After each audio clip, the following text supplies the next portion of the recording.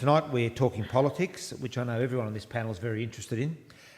From the Twitter sphere to collectivism and citizen journalism bloggers, it's never been easier for citizens to be politically informed and make their voices heard online. So the questions we're going to deal with tonight are: how are journalists bridging the divide between social media-fuelled activism and perhaps a broader disenfranchisement with politics? And how can journalism, through social media, hold politicians to account and foster public engagement? So will you please welcome our panel. At the far end, we have Madonna King. Madonna's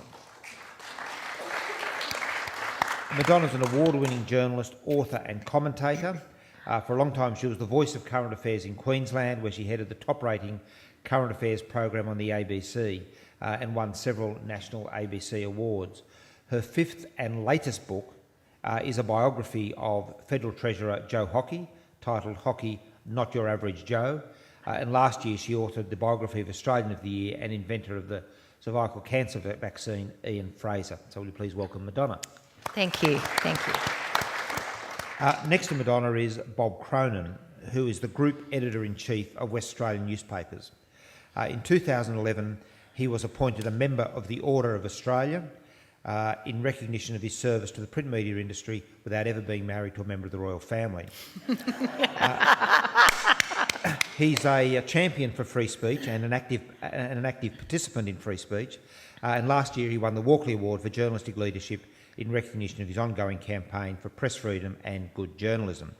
Please welcome Bob. Thank you. And finally we have Mary Delahunty.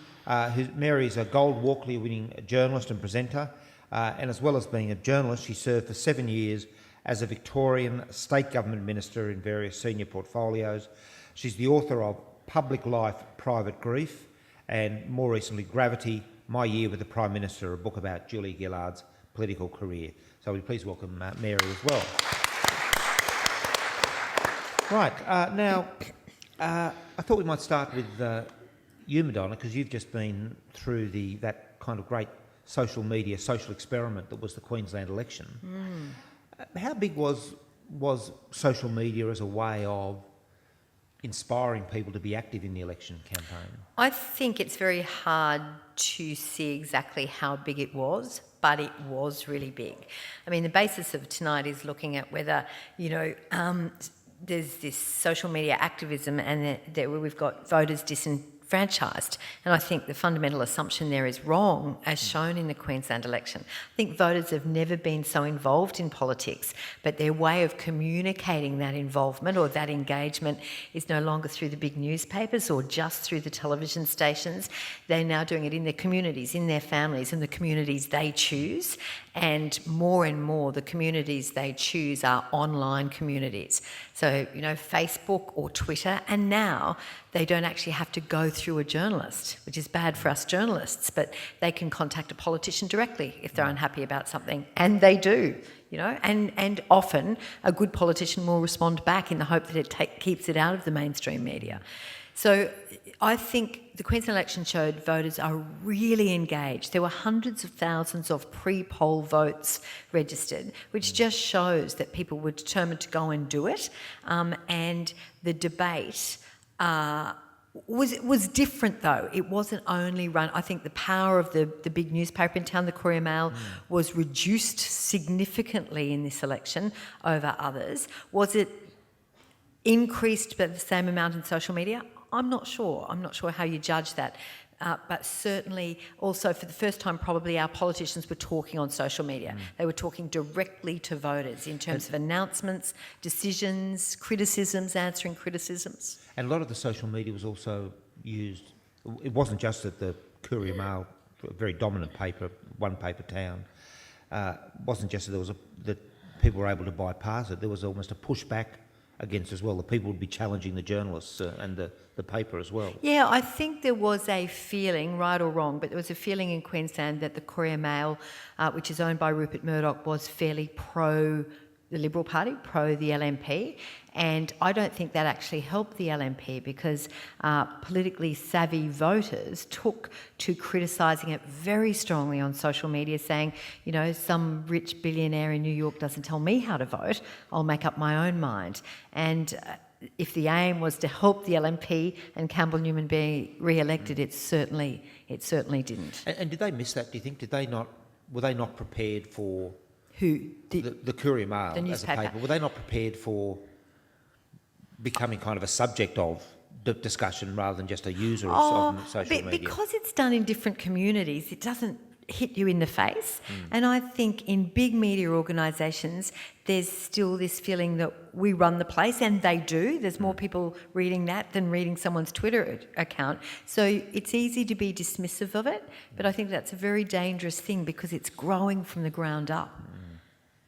Are you finding the same thing at the West Australian? Is there... Yeah, I mean, I think Madonna's right. I think that social media has definitely probably got people more involved in politics rather than less, because they are able to... it's easier than ever to have your opinion broadcast. One of the things that worries me a bit is that because of that, some people sort of feel that their opinion is validated because it's been broadcast, no matter how silly the idea might be or whatever, but because it's out there, they get a sense that, well, I'm having my say, and this is what I say. But I think in terms of the big media, it's been shown in a number of cases that online campaigns, or not online campaigns, but social media campaigns, can virtually destroy a publisher or a broadcaster or anybody else if they get ferocious enough. So how do you engage with that? How does the West Australian then push back on, or not push back? Well, how do you avoid getting yourself in that position? Well, I think we try to be as fair and balanced in our reporting as we can be, and I think it's more important than ever to be like that. And as Madonna said, with due respects to my News Limited colleagues, I think some of their journalism has probably been less than I would expect. And that they are probably open to a perception of bias, whether they're biased or not. And I mean, oh, gee, I'm going to tweet that. That's a good line, Bob, and I think I'd like to tweet it. Well, feel free. I mean, you've only got to look at the complaints to the Press Council against the Australian, for instance. Yeah. I mean, I like the Australian, but then I'm right-wing fanatic, and so I enjoy their stuff. But one of the things also that worries me about social media is that it does tend to attract people of similar ideas, and so those people are reinforcing their own opinions of other people who have the same opinion. Yeah, and it can be for all the wrong reasons. All the wrong reasons. Bigots attracting bigots. Yep, that's exactly right. I want to come back to that, but I want to actually bring Mary in, because your book about the Gillard government, that was almost a story where you had two totally different narratives. You had the mainstream media narrative about her, or the big P political narrative about her, then there was the social media narrative, particularly with the misogyny speech, which was... Yeah, I think that's right. I mean, I followed Julia Gillard around for what was the last 12 months of her prime ministership, as it turned out that way. I was up close and personal, and I saw her react to the criticism that she had coming at her like, a fusillade every day, and I saw how she reacted to that, and I saw how it sort of constrained her ability to communicate, which was never really strong in the first place. But your point about social media is that there was a narrative going on in social media, and it was run by, initially, some of the nutters from the AWU, a union that sowed the seeds for the argument that as a young lawyer, as a young solicitor, she'd done the wrong thing in setting up a slush fund for a union. And it took a long time for that fairly extreme version, and it was pretty tacky and ugly and misogynist, but it took a while for that to seep into the mainstream media. And when it did, it became a legitimate story and it had to be tested. But what's happened with social media is that, the great fourth estate has shrunk. We are no longer, as journalists, the gatekeepers anymore. because there is a very easy way to test what a politician is saying or what a journalist is saying. The West Australian might run a story and I can instantly check that same story with another outlet, or indeed you can go straight to the Twitter feed of the person who's making the story. You can also test the stories. There's a great, that wonderful, wonderful story of Kevin Rudd campaigning back in 2007, and he was doing a public event with a Liberal politician, and the Liberal politician made a claim about something. It doesn't matter what it was. Someone in the audience tweeted and then texted to Rudd's office and tested it, asked, is this true? They came back and said, no, this is the true story. This was all done on text and tweet. And then that person stood up and asked the question of the Liberal politician and challenged what he'd said. And that was all within about, 10 minutes, probably less. So the speed at which information can be both promulgated but also tested is something we've never, ever seen before. And Julia Gillard was both, she's definitely a victim of it. There's no doubt about that. But I think she learned to, like all good politicians have learned, is to how to get out on the front foot.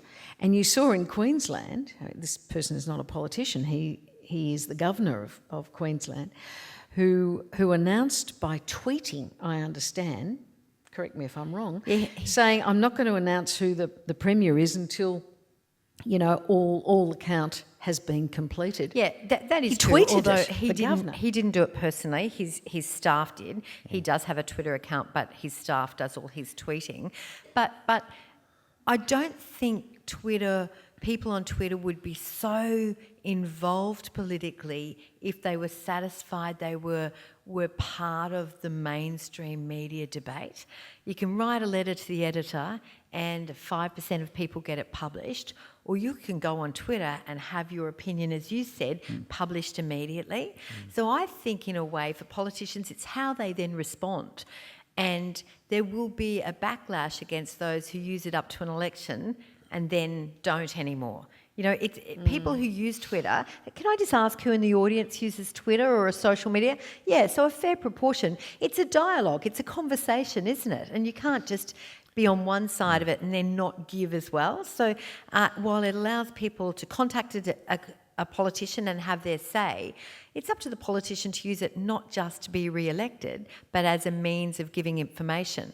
Now, I don't know how Anastasia Palaszczuk will go, but you see her today constantly on Twitter saying the flood is now here, the cyclone is now here, could people in Yeppoon do this? And everyone through Queensland Police who have won awards for Twitter, because in the last flood, all information was given out at Twitter. And that was pretty, on the ABC, we're used to having a monopoly on that, but all of a sudden people were asked to sign up for Twitter and you just got a personal feed every half hour of what roads were closed, everything related to it. I just think it's a new way of getting that information. It's up to politicians then to determine how best they see to use it. So I don't think you can say Julia Gillard was a victim, because she used it too as a means of of talking, didn't she? Well, in fact, I was going to come to that point, because she was both a victim, because you're right. We tend to talk about social media a bit as though we mean Twitter, but actually there's all the other blogs, Facebook, Instagram, everything. That's right. Yeah. And there was a lot of that kind of, in the blog world, she was getting a lot of this grief Well, from various people. But she was also then through YouTube and other social media. Yeah. Her misogyny speech got a whole lot of traction it wouldn't have otherwise. Well, I think that, to move it away from one person, what concerned me at that time was if you trash the incumbent, you trash the office. And I think that's what we saw through the Julia Gillard period. And I have to say that this Prime Minister, who's made, in my view, many or more mistakes, is not being trashed in that terribly personal, visceral way that the first female Prime Minister was trashed, in the sense that her body parts were dissected, for example, which is just unforgivable. Now, I think we've learnt from that. So she, if you like, suffered both the political criticism, which is fair game, but also that personal dissection. And that's why I say she was a victim of that social media, because for a long time she decided to ignore it. And she thought, you give oxygen to these nutters out there who love the fact that their opinion can be broadcast, where Bob would never have put their ideas into the West Australian. But suddenly they've got a social media presence, and like-minded nutters were following that. So she then eventually, though, she had to tackle it. She had to face it. And that was when it became a story, for example, in The Australian. And she did those famous long, exhaustive press conferences where she just said, okay, ask me any questions you like about my performance as a solicitor 20 years ago. And I'm not sure that I'd be as competent as she was in answering every question about what I did 20 years ago in my professional life. So she took it head on, but for a long time she tried to ignore it, and that's the point. You know, once there is a story out there about any public figure, it doesn't have to be a politician, you have to engage in some way now, whereas perhaps 5 years ago you may not have. But isn't that I mean, the problem I see in all of that is, the problem with social media is it can be used in the most irresponsible way. I mean, you know, as Barry said, you see things on social media that there's no way you would ever publish in a newspaper because you'd be sued, you'd be, you know, vilified, everything. But people can go out there and they can, you know, in terms of a public official, you could say anything about them, and there's no test as to whether this is true or false or anything else. You just pour out this vitriol. And it seems to me that there's no accountability. It's unstoppable. It's probably, and a lot of people believe it.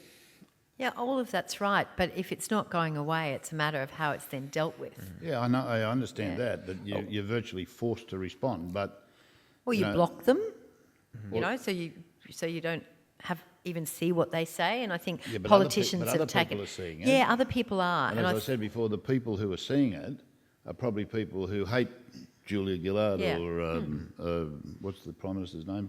Tony Abbott. And so they just join in. Yeah. I mean, it's like a pack of dogs, like greyhounds chasing a rabbit. And the part of the thing with that, I think, is you can be anonymous. So if you're not putting your name to it, you can say what you like. Yeah. That brings up a level of nastiness. And I don't think it's only to Julia Gillard. I remember at the last state election in Queensland looking at the former Treasurer. His name is Andrew Fraser. He was Labor. And I did a column on just how nasty, personally nasty people were to him. And then someone sent me a note saying, well, why don't you look at Malcolm Turnbull's? And I did exactly the same. And the level of nastiness, and I think that's because people are doing it either when they've had a few drinks, or they don't care what people think, or they don't have any kind of radar that other people are reading this, or they are anonymous. You know, and I think that idea, you should put your name behind an accusation. Except that people in social media would say, well, actually there is a connection of it because you put it out there, anyone can challenge it, and through that debate, truth emerges. But there's got to be a level of respect in debate, doesn't there? And I think if it's really personal and it's really nasty, it doesn't carry that respect. Well, I think that's one of the problems, though, you know, as journalism shrinks, and that's, I think, a great tragedy for this country and other Western countries, because you've got less and less journalists doing more and more. Journalists have to file constantly. You know, we know from the ABC, you're filing a story from radio, you're popping up on News 24, you know, you might be doing your main story for the 7:30 report, etc. So you've got to do more with less. And the effect is, I'm afraid, and I've seen it from both sides, and I say this more in sorrow than anger, but we have some journalists who don't go to the primary documents anymore. For example, you know, journalists in a budget lockup just have not got the time, unless it's the national budget, but in state budgets, for example, they just don't have the time to sit there for half a day and go through the budget papers. And so the level of complexity, I think, is shrinking in journalism, to our great loss. I guess it's being compensated at the other end with the long-form journalism and a lot of magazines and some really strong opinion pieces. But we're being shortchanged as citizens, in my view, because there is less and less attention to the complexity of modern politics, of modern policies, and when we do concentrate on personalities, which happens in all media, we then slide down the slippery slope to what we see in some social media, which is just personal vilification and bile. Do you think that's right, Bob? Do you think we don't cover things as well as we used to? No. There's obviously no. I'm not sure that I agree with that. I mean, I think there's obviously, you know, the 24-hour news cycle. Our reporters are expected to file for the web if it's, you know, appropriate, and they tweet things and all of that sort of thing. But at the end of the day, because we're a morning newspaper,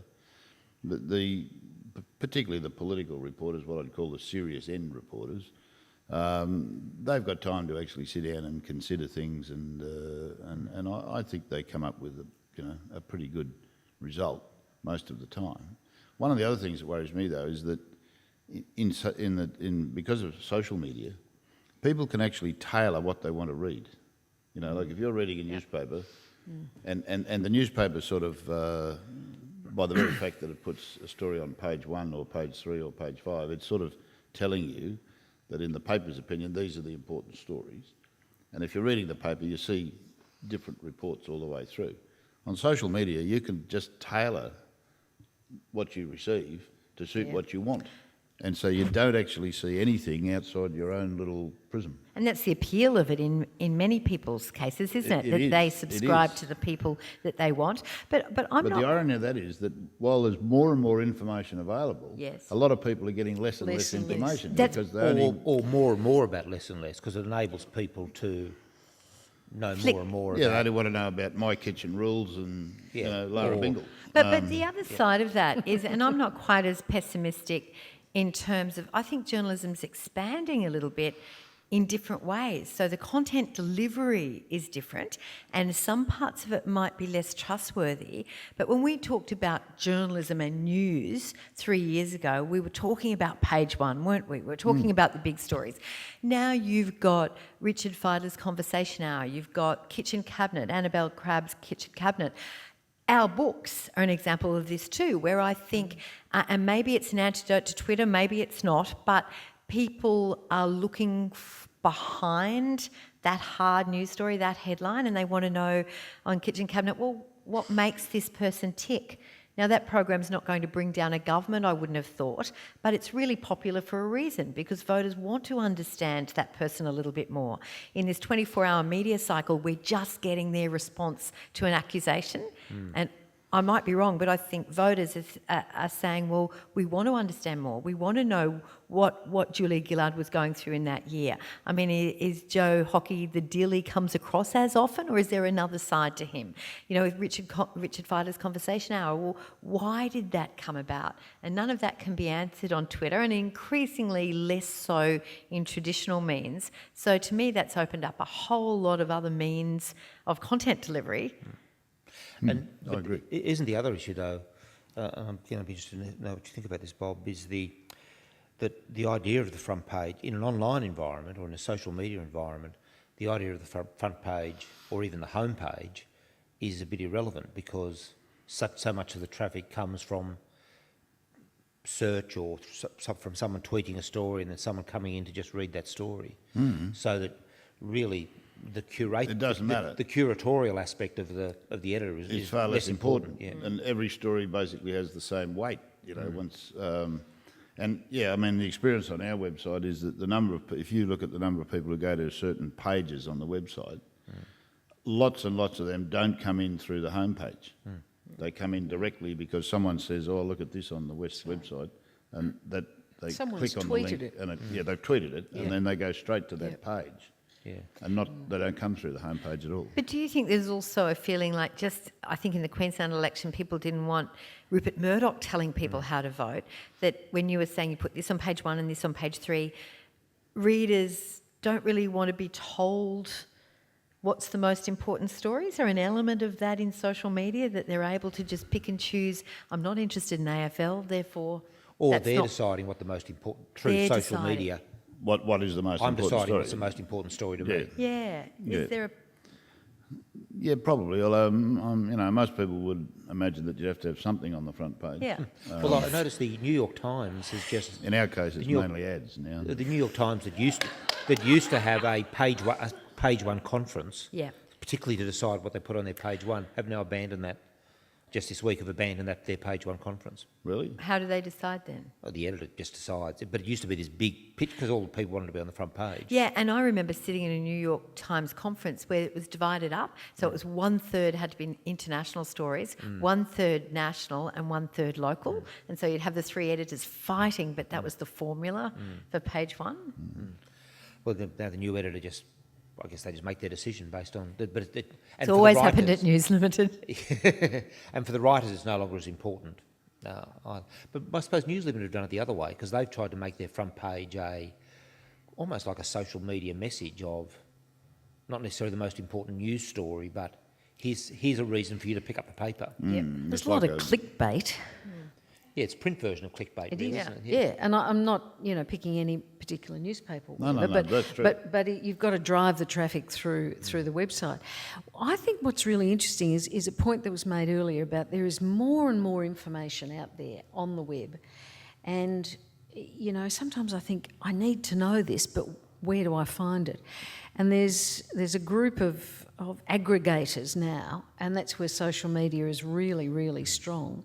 So that if you are interested in politics, if you're interested in international politics or national politics, if you're interested in books, writing, if you're interested in fashion, if you're interested in shoes, you can actually find an aggregator who will send you, an email every morning or every evening, depending on what part of the world it's coming out of, to tell you what are the best stories around that. And so you don't have to spend hours and hours and hours trawling through stuff that you're not interested in, but you can actually find those niche markets of interest. And I think that's fabulous. I think it's absolutely marvellous. It saves so much time. But what I do wonder about as a sort of a citizen is where are the shared conversations? Because, we're tweeting and we're following certain issues that we love and are interested in. But I don't know that Chris is the least bit interested in anything that I've been reading all day, and that we may have nothing to discuss. And particularly when an election comes along, I just don't know what I'm thinking is important and the rest of my fellow citizens think is important. So where's the agora of ideas, the old Greek notion of where we can debate the big ideas that, or small ideas that affect the way we live and therefore the way we vote. But maybe we never had that and we just thought we did. True. Maybe we convinced ourselves because we worked in the media or we worked in politics that, everything that we were discussing, the rest of the world was vitally interested in. But we're still discussing it, but we're discussing it in different communities, aren't we? We're still going to pick the kids up after school and we're going to our workplaces. We are talking to like-minded people on social media, so that probably does reconfirm what you think. But I think there's still that dialogue. You'd hope there was. Yeah, most journalists live in the community. They have kids at schools and, they have mortgages and the things that concern them are probably the general things. Although, from my experience, if you do a survey of journalists about what's important, Yes. it will always come out with politics on top. Yeah. Then if you go and do a survey of the general public, it's politics is always on the bottom. So I think, That's a a lot really of journalists good get point. really hooked into politics and think that it's, it's all what it's all about. When we used to employ cadet journalists, you'd ask them, what sort of journalist would you like to be? 9 out of 10 would say, I'd like to be a political journalist. Yeah. A It lot of depends them what you used to see say it they wanted as. to be yarn event, and I'd rule them out because I knew they wanted to go to television. Hard marker. But it's how it's portrayed, isn't it? I remember this wise old political reporter who taught me a lot. And he said, you know, politics is the price of a loaf of bread. It's when the school holidays are and whether they differ with New South Wales and Victoria. It's what time your kids finish school. It's what level NAPLAN is when they go through year 3.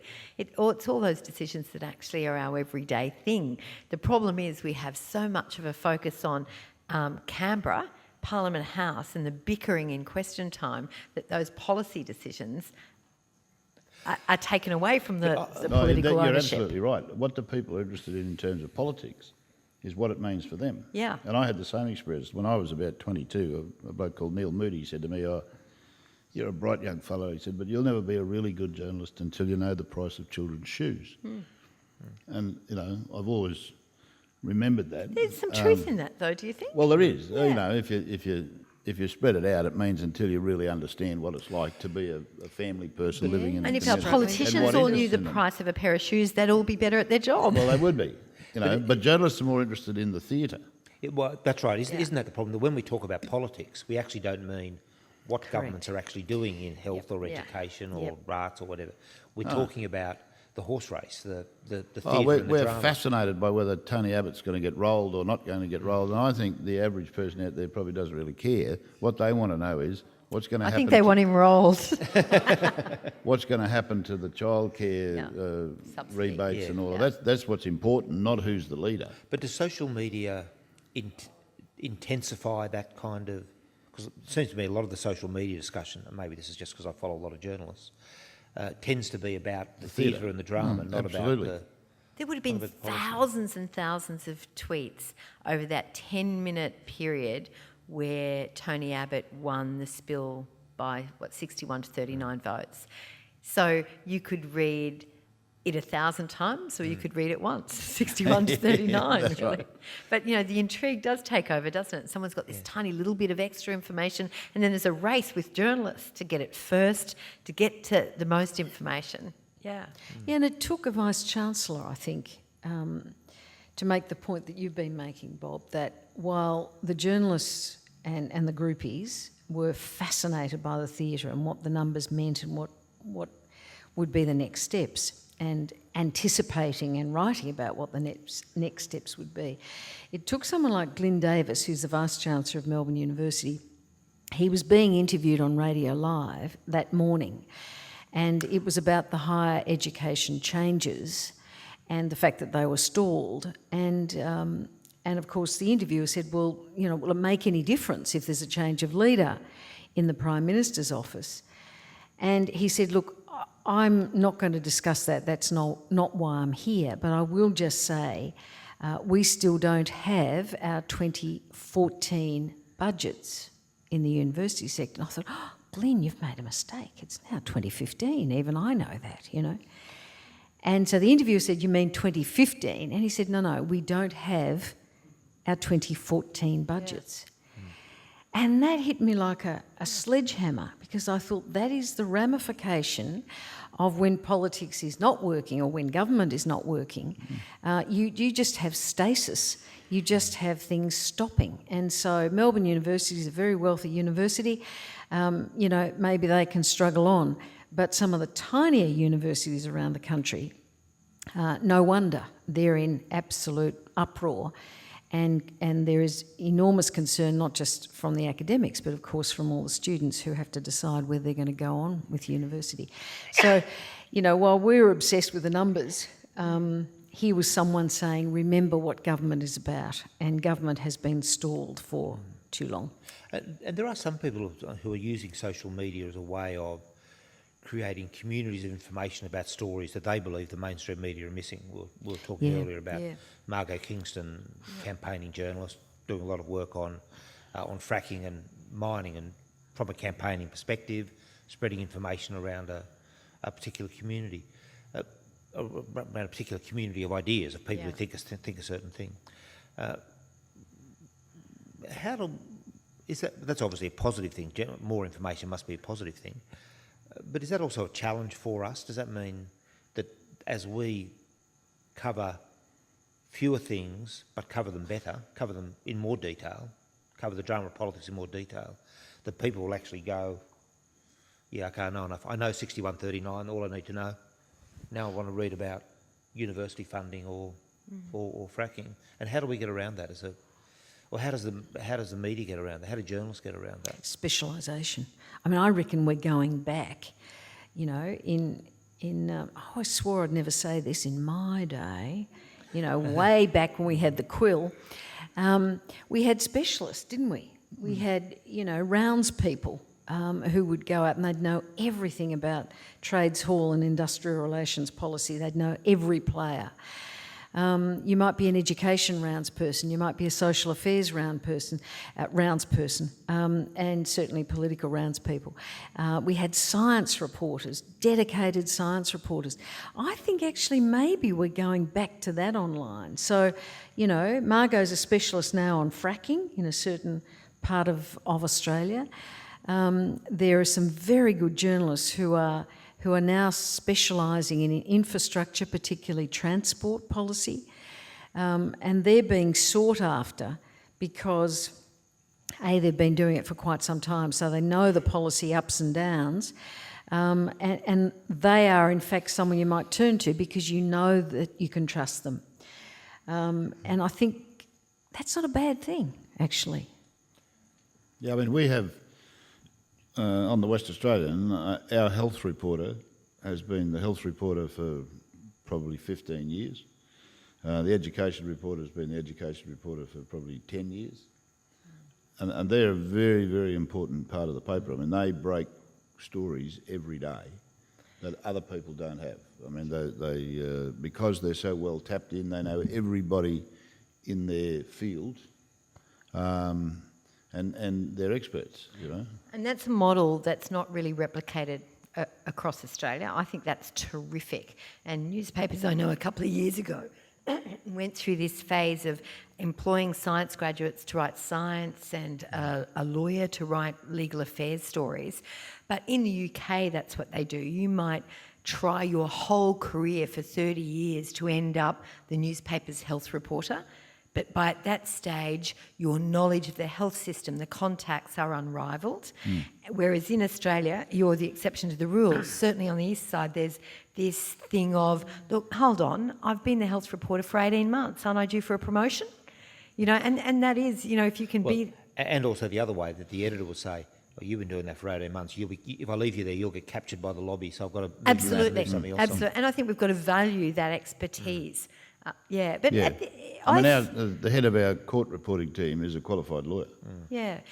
But when you say, does it mean that the broad church media will slow because of the Margot Kingstons and the really talented journalists just focusing on an area? I think we've all got more than one interest in our lives, and the winners will be those that provide the best content, the best stories. Four Corners and the Greyhounds the other night. Fantastic. I don't go to the Greyhounds, I don't bet on the Greyhounds, but how could you not just respect that journalism? And it's the content. So if you're producing content that make us think and ask questions that affect our children, everything from, making school lunches to hard politics, you're always going to have a place, I think. Yeah, I think that's right. I mean, that the Greyhound story was, I reckon, if that doesn't win the Walkley Award, then you should fold the whole thing. It's only early in the year, Bob. But, I mean, no blogger or amateur or whatever is going to get a story like that. That it was just an amazing bit of investigation. But part of that's resources too. They would have had 3 or 4 people working on Oh, that no, story. for a long time. 2 months, Yeah, absolutely. Which is probably something only the ABC These days can afford to do. Yep. and perhaps even them less so. But come back to your point, Madonna, is one of the things that social media is teaching us, though, is that generalised newspaper of covering 100 different subjects is actually not really what people want.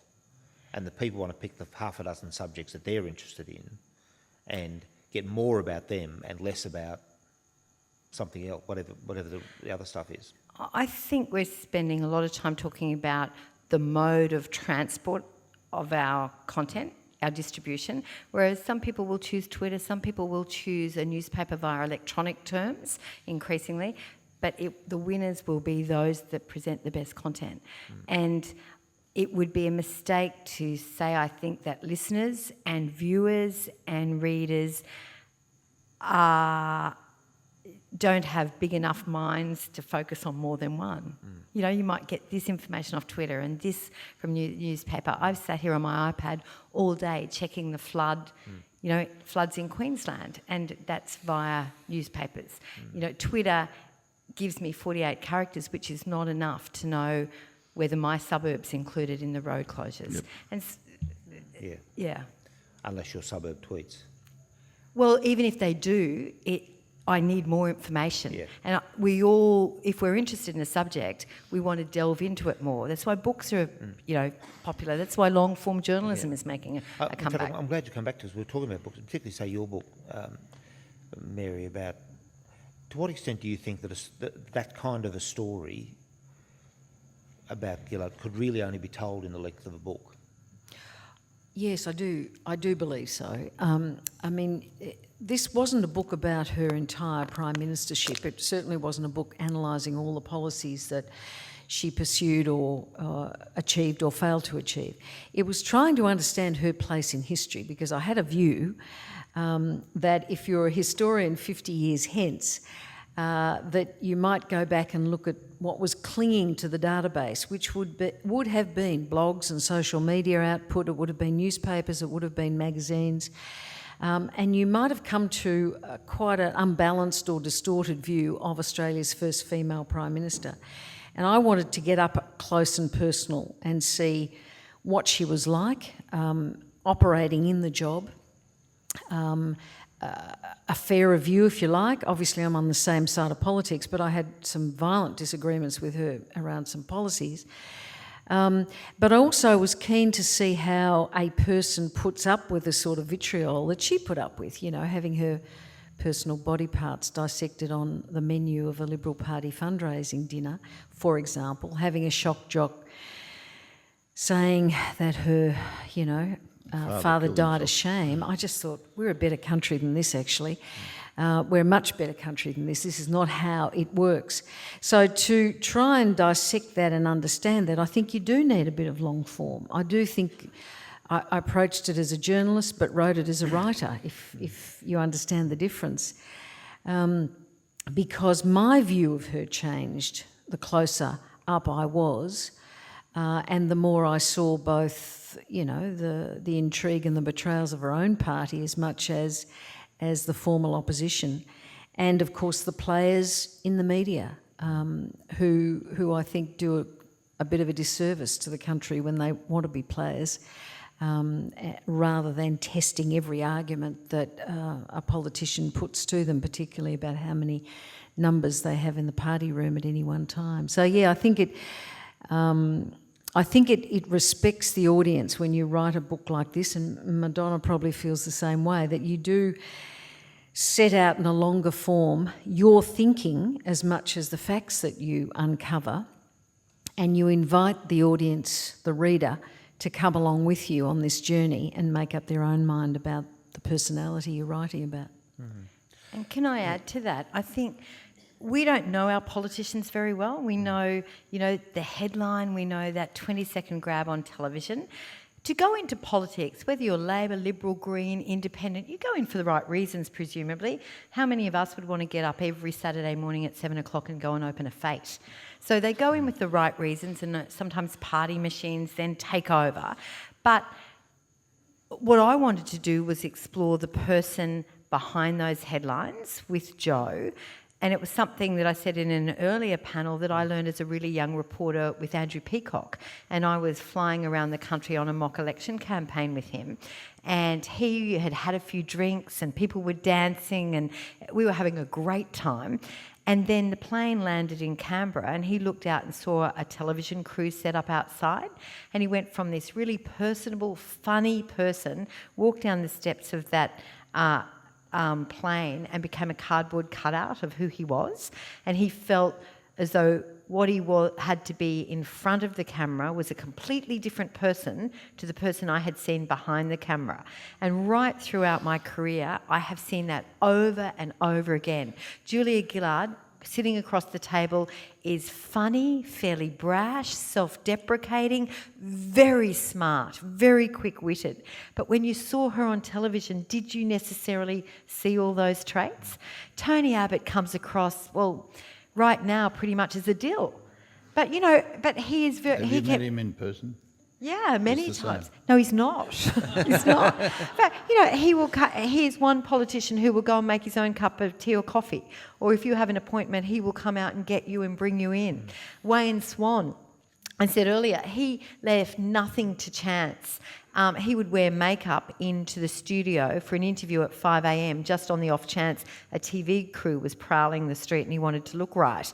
But he was most personable in a radio interview when at the end of it he said, "Can I say something?" And I said, "Yeah." And he said, "Oh, look, my daughter's at school this week. Darling, your mother's really worried. Can you please call home?" Now, she had a lot better things on her mind than listening to ABC radio, I think.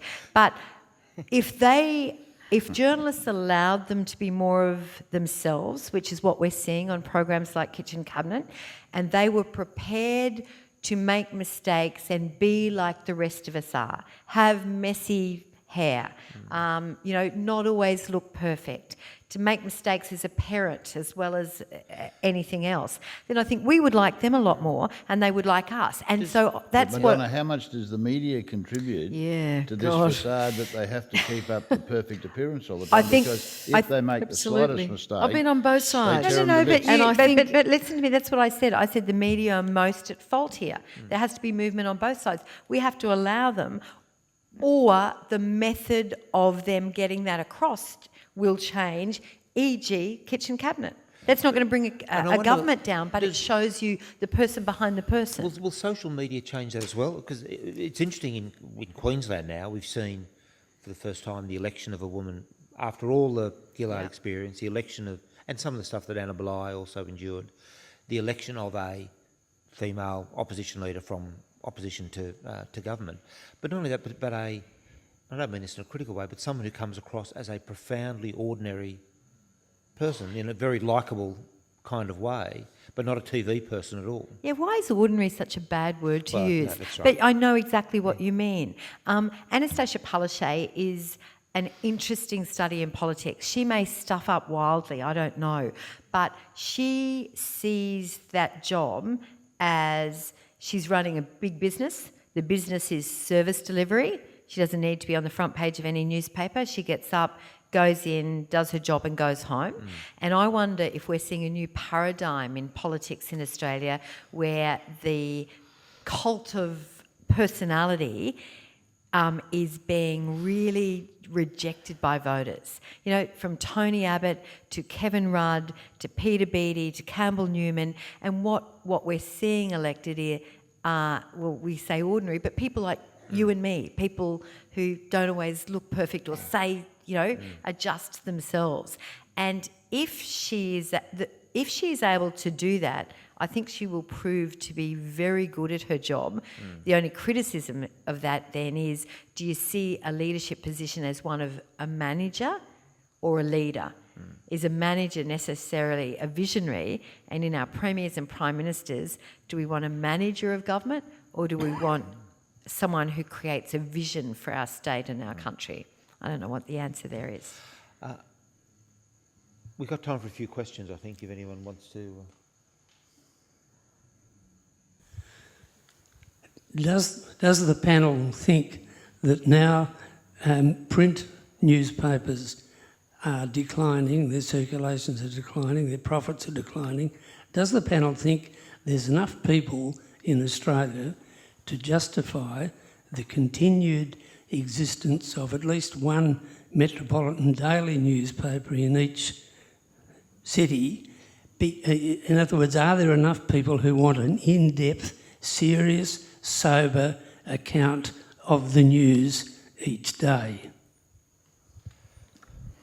Well, I think, it depends, John, on what you mean by a newspaper.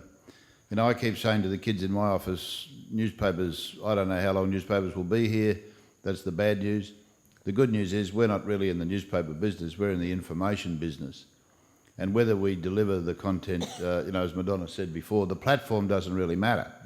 It's the content that matters, and it's the and those who survive will be those who have the best content and tell the best stories and break the best stories. And presumably the other part of that is that there's enough interest in Perth, for example, about what's happening in Perth, for that to be viable. The key to newspapers now is it helps if you're a monopoly in your market. But secondly... Hypothetically speaking. But secondly, you must be local. There is no point at all for a paper like the West Australian. I mean, the first thing that I read every morning is the headlines from the New York Times, which I get on my mobile phone. Now, anywhere in the world you can get the New York Times on your mobile phone.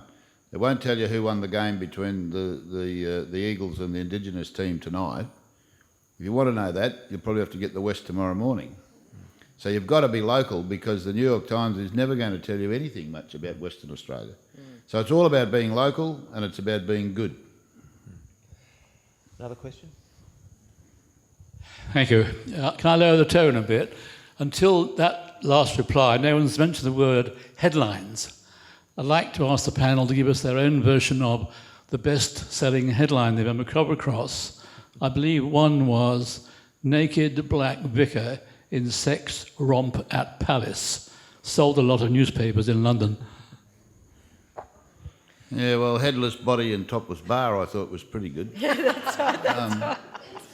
Just get the Northern Territory News on any day. Yes, that's right. It's a cracker, so to speak. And is this a role that Twitter plays actually a bit too, that it's a way of putting a headline on a story through social media that bring people in? All you get, yes, well, that's right, yeah. You indicate that you think it's really important for politicians to be able to deal with social media. It seems to me that they end up having to spend a lot of time dealing with social media, and do you think that interferes with their ability to do their job? Yeah, I think that's a really valid point. But if they're going to get on it, they've got to use it properly. Some of them decide not to use it at all, but those who use that as a campaigning tool have to then engage, whether they do it or their team. And the best political example of that is probably Barack Obama, who used it first time around as a fundraising tool, second time around to really get the collective vote of young people. So it offers them a way of communicating directly with people without the spin attributed, whether it's a news publication or through a third person. So in return for that then, you can't just have them giving out their releases saying what they want to do. They have to engage with voters in the same way that they would engage with them at their local fete. I think it depends also what electorate you're representing. I represented, when I was in Parliament in Victoria, an inner city seat, which was going through very fast gentrification. And so we had a wonderfully diverse electorate of a declining manufacturing. We had now second and third generation Greek and Italian families, and we had some new Somali families coming in. So it was very, very diverse. And at the other end, I had a highly educated population, professionals, young professionals, particularly in the education sector.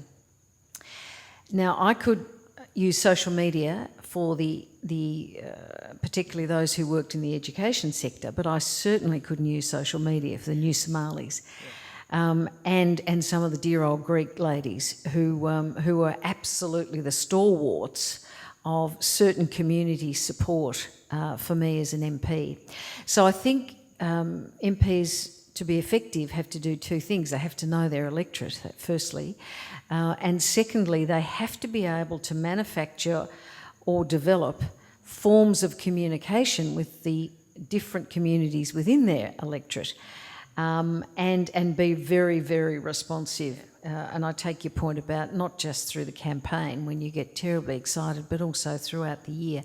The third thing is, depending on why you go into politics, I suppose, but if you're interested in policy, as I was and remain so, there was you know, you had to carve out that time to actually be working on the policy, to read about the policy, to test the policy. And so, you know, how long is a piece of string? Are you going to be campaigning all the time? There's a bit of an argument now, particularly if you're in marginal seats, and most seats are marginal these days, that you've got to be continuously connecting with your community, continuously campaigning. But, you know, you're there to do a job, and policy usually is part of that job, I would hope. I'm a current reader of Get Up online for a lot of information. And of course I get it from other online places as well. One of the things that crosses my mind is that the bosses of various organisations seem to have a lot of power over the journalists. Maybe I have that wrong. But you are very independent people, I can see. But do you think that the bosses do have a lot of power over the journalists and what they actually write? Which bosses? Are you talking about the proprietors of the outlet? Yeah, I find that a really interesting one. I used to work for Rupert Murdoch for a while there when I was working at Channel 10, when he owned Channel 10. He was a great boss. I mean, he had a look at my stories, and I was over in New York and I got a message from the editor saying, you know, Rupert Murdoch likes your stories, but you need better clothes. Go and slip down to Bloomingdale's and Saks Fifth Avenue and spend $1,000, which back in the day of the quill was a lot of money. So I'm being facetious. I worked mostly for the ABC as a journalist and was very conscious of this notion of balance, and very conscious that, you know, our bosses, if you like,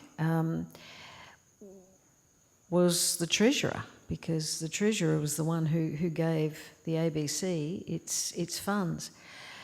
I think there are others who perhaps would be able to answer that question better.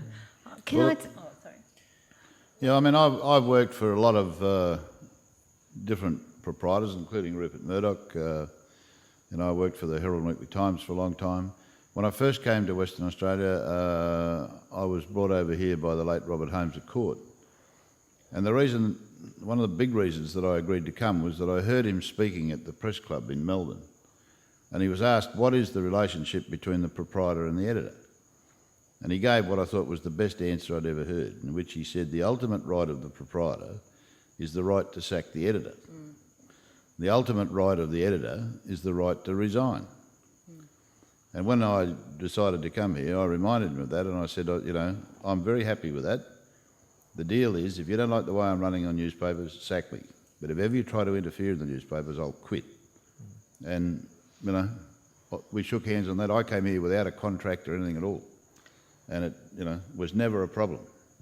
We were very lucky when we were in the Bond Corp. Then, of course, he sold us to the Bond Corporation, which was pretty interesting. But we were very lucky there in that we had David Aspinall became the chief executive of West Australian newspapers, and he just shielded us completely.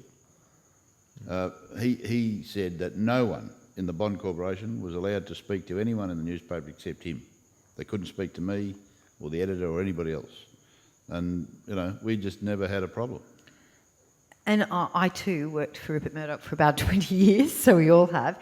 And I was the deputy editor of the Daily Telegraph, the chief of staff of the Australian, so in fairly big management roles in which, you know, I would be in the room with him when he would come from New York and he'd go through the newspaper and let you know what he thought. And the two things that really struck in my mind is he's never heard the name Madonna, so he just kept referring to me as Magella, year after year after year. And the only criticism he ever said to me is, especially on the Daily Telegraph, half your readers are female. Why aren't there more females in the paper? And he would say that time and time again. So in 20 years at News Limited, I was never instructed to write a story in any particular way. I give this rider though, and if you're a young journalist now, you're 20 and you're working at a News Limited paper and you see your proprietor sitting in New York tweeting saying, you know, this Liberal government is good, support them, then does that influence? You're ambitious, you want to write politics. I don't know, I would, at my age, you'd say, well, piss off, you know. But I'm not sure. But in fairness, if, Yeah, you're, no, that's right. if you're 20 and you're really ambitious, would I think I would have liked to ingratiate myself at 20 and have the boss happy with me, not unhappy with me. So I hope they're strong enough to withstand that. But that's not just news. On the ABC, you are really careful about the constraints and what might be said in Parliament, and that every complaint against you is then looked at. So I had a situation on my radio program where the Premier, then Campbell Newman, he was the opposition leader at that stage, would complain against every interview he had. So with everyone, not just me. So that meant my producers at the end of the program would have to spend up to 3 hours going through the tape, talking to me, getting my response, going to the manager, coming back, clipping that tape, sending that to Sydney. And I remember once this reporter said, I said, oh, let's do this. And they said, oh, let's not, Madonna, it's just too hard. He's going to complain. Then I'm going to be sitting here till 5 o'clock clipping tape. And I just thought, no, not only are we going to do it, we're going to do it first.